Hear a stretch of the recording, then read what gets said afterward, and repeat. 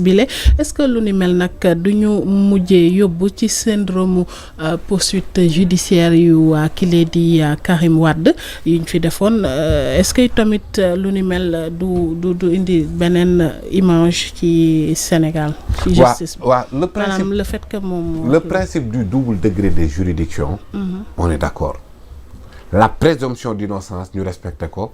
On est d'accord loolu noonu. Ensemble yooyu moom mooy def le respect du droit de la défense. mu boo xamante ne dégg nga ko lu bari yoon ci conférence de presse récente bi nga xamante ne. procureur yi def nañ ko. D'accord. donc nangu nañ ko man damay faral di wax que la culpabilité de Karim Wade ci yenn mbir yi. pour man c'est flagrant. Mais Macky Sall a utilisé un mauvais instrument juridique pour caractériser cette culpabilité de Karim Wade, muy la CREI. Alors donc amul double degré de juridiction. Respecté wuñ la présomption d'innocence, etc., etc. D'accord na. Mais le professeur Ismaïla Madior Fall il était 2 fois ministre de la justice. Si. Nekk conseil juridique du président de la République. Affaires étrangères après. Pourquoi ils n'ont pas songé à réformer? yemuñ sax ci ne pas songer à réformer. Ils ont fait une promotion flagrante de l'impunité en n'installant pas la Cour des comptes. Donc sous le régime Macky Sall bu ministre dans l'exercice de ses fonctions defee infraction amul woon tribunal bu la mën a àtte. amul woon benn cour ci réew mi bu la mënoon a àtte kon kay mooy defal lu la neex waaw loolu dañ koy wéyal ba kañ. wala dañ bëggoon cette pratique là se pérennise mu continuer ñoom installé wuñ haute cour kon ministre dans l'exercice de ses fonctions du temps du régime Macky Sall lu la neex defal amul sax juridiction bu lay àtte. waaw léegi yow nga dem sans pour autant réformer waxuma la sax installé woo ko sax ba koy réformer waaw léegi régime bu bees ñëw sénégalais yi bëgg résolution des comptes nga titré mandat d'amener pour l'argent du contribuable. Comment on va l'amener sans une juridiction qui le fait? C'est ça. Donc, haute cour de justice, loi moo ko réglementé ci réew bi c'est la constitution. Ne pas installer la haute cour de justice. bu ko président Diomaye defoon. bu ko premier ministre Ousmane Sonko nekkoon dañuy violer constitution ni ko Macky violer woon. léegi ñoom dañoo bëgg moom mu continuer di ko violer déedéet da koy installer. Après l'installation. Mais le principe du double degré de juridiction oui. Mais c'est fallacieux de dire que.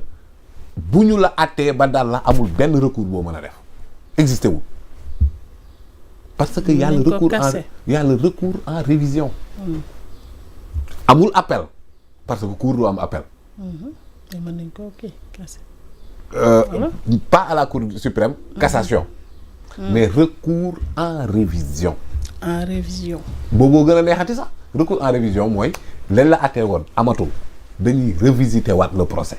Comme li waa Karim Wade doon laaj.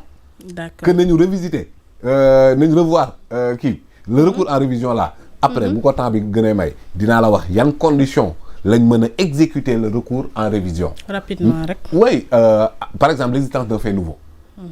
Ça permet à ce que ñu revisiter kii bi yow nga témoigner contre man. ba ca jëmmi jamono ñu condamné la comme faux témoignage alors que sa témoignage moo tax ñu condamné ma. bu boobaa mën nañoo dugal un recours en révision. recours en révision ñu ne diw sangam rey nañ ko. ñu jugé chambre criminelle condamné kenn à la perpétuité pour meurtre ñu dem ba jëmmi jamono ki ñu waxoon rey nañ ko bu fekk ça veut dire que jugement boobu noonu amoon na problème. may nañ la bu boobaa nga def recours en révision. recours en révision mooy ne procès bi bu demee ba autorité absolue de la chose jugée. porox ndollu la bu lay may nga revisiter waat le procès loolu am na ci haute cour de justice. D'accord. Mais haute cour de justice fut-il Amadou Ba de Pastef Ayib Daffé Mbène Faye ñi nga xamante ñoo nekk haute cour de justice bokk Pastef lu ñu bokk Pastef benn ancien ministre dans l'exercice de ses fonctions mënul taxaw rek ñu ne ko coupable. À chaque culpabilité il y a des visas. D'accord. Vu la constitution vu le nangam loolu mooy visa yi maanaam la base légale fu muy sukkandiku pour wax li muy waaj a wax kon donc amul lenn loo xamante ne mën na encourager l'arbitraire des juges de la haute cour mais fi mu toll nii bu doon yow professeur Madior defoon nga les réformes nécessaires y a pas de souci mais defoo leen ko bu dee yéen ak yéen rek la seen régime ça fait la promotion de l'impunité parce que installé woo leen la juridiction qui peut juger un ministre. Loolu est-ce que dañ koy war a wéyal. déedéet rapidement rek naka nga jàngatee sortie bi nga xam ne nii def na ko gis nañ ci wax ne ci ba ci di wax sax mooy lu aju ci wàllug marché bu ñu waroon am kuñ ko jox ba muy wax sax ne il me l'a donné gracieusement je l'ai refusé diplomatiquement loolee yëpp ci ministre koo xam ne nekkoon na fi njiitu justice mu ngi mel ni nga ñëw ci policier ba ca police dafa di fa sàcc. maanaam courage wala bi nit ki di am sax sama question foofu la ñëw quoi sama esprit foofu la ñëw genre nga sañ a ñëw sax ci ministre de la justice di ko kii. loolu li muy est-ce que ba pare après ñu kii la marché est-ce que yooyu. que ministre bi wax ko. mu ñëw wax ko ci télé. waaw maanaam loolu li ñu ci war a jàngat mooy. en fait ñun dañoo dem ba suñu société accepter une infraction condamnée par notre code pénal muy la corruption. parce que moom nee na dañ ko doon tenter de corrompre mais tentative de corruption c'est condamné. kon kooku waru fa woon sax toog bañ koy jox marché ñaari anam mooy tentative.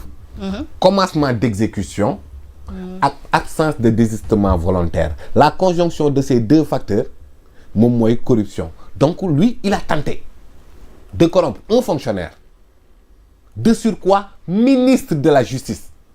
Mais on a diplomatiquement refusé et diplomatiquement ñu bàyyi ko muy dem. Mais xam nga lan moo inquiétant dans cette affaire Mame Khady. Mais le gars il a eu le marché. waaw loolu laa lay wax nii. Et il a eu le marché sans avoir la capacité financière. Sans avoir la capacité financière d'exécuter le marché. Et c'est le professeur Ismaïla Madior Fall qui nous le dit. Que waa ji dañ ko jox marché bi dem ba ci biir xam ne waa ji amul xaalis bu mu exécuter marché bi mu dem tay la ji terrain bi pour maanaam hypothéquer terrain bi pour mën a am xaalis au niveau de la banque.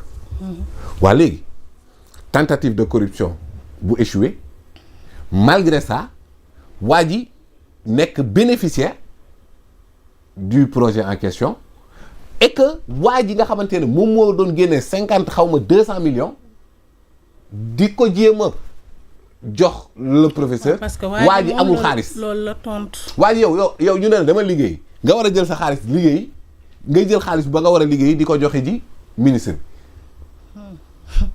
donc kon waa ji ni mu def ba gagner marché bi dañ ñu ko wax ça c'est une première chose.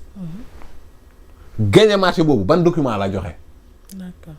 Est-ce que après l'incapacité financière il n'a pas donné de faux documents pour être titulaire du marché. Est-ce que. parce que moom moo ko jox marché bi. D'accord. après jox ko marché bi ci lay soog a xam ne kii mënut. waaw kon kay la sur quelle base la ko joxee woon marché bi si on sait que il a diplomatiquement refusé. D'accord. Est-ce qu'il a diplomatiquement refusé alors. parce que waa ji moom tamit wax na. xoolal semaine passée waaw maa ngi la doon junju kaa bi mais maa ngi naan la xam nga rek nit bu nekkee sa professeur moom mooy loolu xam nga ndax yaa ngi koy fàttalikoom démb bugguma woon xuus. mais fi mu toll nii presse bi xuus na ba ci foncier ca Géejawaay xuus na ba ci yeneen ak yeneen. te ba léegi des na yeneen ak yeneen ak yi ci kanam. ah bon maa la wax li loolu dina dis yeneen ak yi ci kanam. ah bon mais de son intervention médiatique. waaw intervention bi kon est-ce que beaucoup d'aveux. ah bon. mais waa ji amul capacité yow noo def ba jox ko kon ku amul capacité waa ji amul capacité ndax amul xaalis mais génne na. bon xëy na ñoom waa ji da leen trompé xamuñ ko woon xam naa. mais balaa ngaa joxe nit marché da ngay vérifier. xam naa ña ko waroon vérifier. titulaire de marché da ngaa war a justifier de ta capacité. léegi nag moom nee na daction en paiement la doon def xam nga lu daction en paiement. maanaam au lieu ñu fay waa ji xaalis. d'accord dañ koy jox beneen. matériel terrain bi lañ ko jox. d'accord moom mu jël terrain boobu dem terrain ci kon kooku koy musul am capacité wu dara. am na leneen loo xam ne faaw ñu wax ci.